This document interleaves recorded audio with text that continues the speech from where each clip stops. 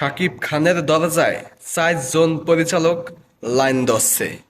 এখন কথা হচ্ছে শাকিব খান কাকে শিডিউল দিব, কার সিনেমাটা আগে করলে ভালো হবে। আমি ব্যক্তিগতভাবে মনে করি একটা লম্বা ব্রেক নিছে। আমার মনে হইতাছে খুব সুন্দর গল্প নিয়া শাকিব খানের দরজায় 4 জন পরিচালক লাইন ধরছে। এখন কথা হচ্ছে শাকিব খান কাকে শিডিউল দিব, কার কাজটা আগে কইরা দিব। 4 জন অলরেডি লাইন ধইরা খাড়াই রয়েছে। রায়হান রাফি, হিমেল আশরাফ, মেহেদী হাসান হৃদয় এবং অনন্য মামুন। এই 4 জনেরই শাকিব খানকে নিয়ে ছবি বানানোর অভিজ্ঞতা আছে। এখন শাকিব খান কাকে শিডিউল দিব, কাকে শিডিউল দিলে ভালো হবে, কার সিনেমাটা আগে করলে ভালো হবে। আমি ব্যক্তিগতভাবে মনে করি এখন শিডিউলটা হিমেল আশরাফকে দেওয়া উচিত। হিমেল আশরাফ একটা লম্বা ব্রেক নিছে।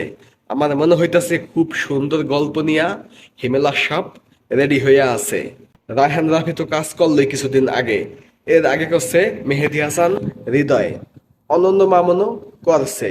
শুধু হিমেল আশরাফ আরো 2 বছর আগে প্রিয়তমা ইন্ডাস্ট্রি হিট, রাজকুমার সুপার হিট, এই 2টা সিনেমা দেওয়ার পরে হিমেল আশরাফকে আর দেখা যায় নাই। তারপরে হিমেল আশরাফ বলছে একটা ব্রেক চায়, শাকিব খানের থেকে একটা ছুটি নিছে, শাকিব খান তাকে ছুটি দিছে। এখন সে তার মনের মতো করে গল্প দীর্ঘ 2 বছর বসে বসে সে গল্প লেখছে, গল্প সাজাইছে। এখন মনে হইতাছে হিমেল আশরাফ অসাধারণ কিছু একটা উপহার দিতে পারবো। হিমেল আশরাফ এবার অ্যাকশন সিনেমা বানাবে। সে আগেই বলছে 2টা নরম সিনেমা বানাইছে, রোমান্টিক সিনেমা বানাইছে, এখন সে অ্যাকশন বানাইতে চায়। তো এখন শিডিউলটা হিমেল আশরাফকে দেওয়া উচিত।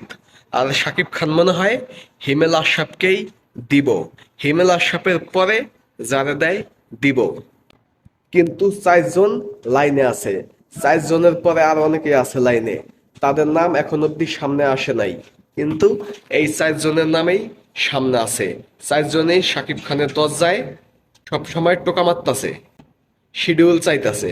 শাকিব খান এখন অব্দি কাকে শিডিউল দেবে এটা সিদ্ধান্ত নেয় নাই।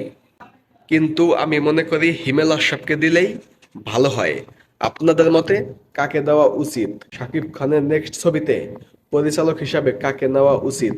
আমার মতে হিমেল আশরাফ। আপনার মতে কে? অবশ্যই কমেন্টে জানিয়ে দেবেন। ধন্যবাদ সম্পূর্ণ ভিডিওটা দেখার জন্যে। আর একটা কথা, এখনো যদি চ্যানেলটা সাবস্ক্রাইব করে না থাকেন, প্লিজ প্লিজ এখনই সাবস্ক্রাইব করুন। ধন্যবাদ।